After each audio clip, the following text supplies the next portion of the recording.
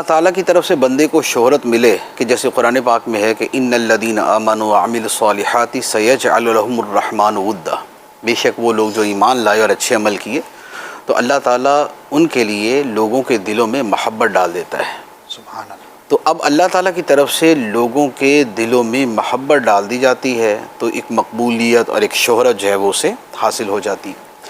اسی طرح کی ایک حدیث میں بھی ہے، بخاری شریف کی حدیث ہے کہ جب اللہ تعالیٰ کسی بندے سے محبت فرماتا ہے تو جبرائیل امین علیہ الصلوۃ والسلام سے فرماتا ہے کہ اے جبرائیل، میں فلاں بندے سے محبت کرتا ہوں، تم بھی اس سے محبت کرو۔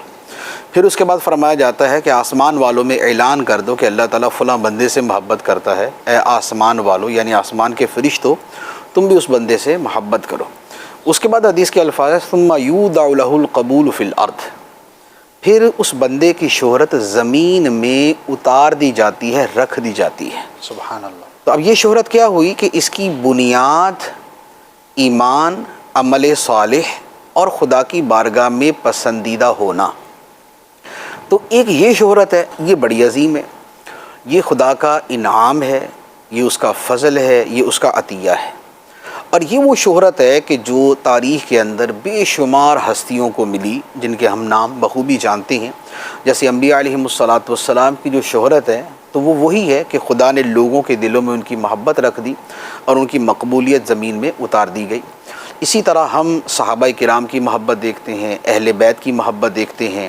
اچھا، کچھ ہستیاں بطور خاص انتہائی معروف ہوتی ہیں، جیسے خلفائے راشدین ہیں، وہ سارے کے سارے بطور خاص شہرت رکھتے ہیں، یعنی کہ صحابہ کرام کی شہرت تو ہے لیکن ان میں جو خلفائے راشدین ہیں وہ بہت زیادہ نمایاں۔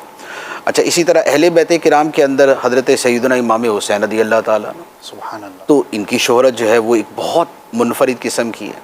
اچھا، اسی طرح جو ائمہ مجتہدین ہیں اور اسی طرح جو مختلف تصوف کے سلسلوں کے بڑے بڑے بزرگ ہیں جیسے سرکار غوث پاک خواجہ غریب نواز علیہ الرحمہ، اور اسی طرح مجددین جو گزرے ہیں، جو بڑے بڑے علماء یا دین کے بڑے خادم کہ جنہوں نے اتنا بڑا کام کیا کہ جس نے ایک صدی کے اندر اسلام پر چھائی ہوئی دھند کو ختم کر دیا۔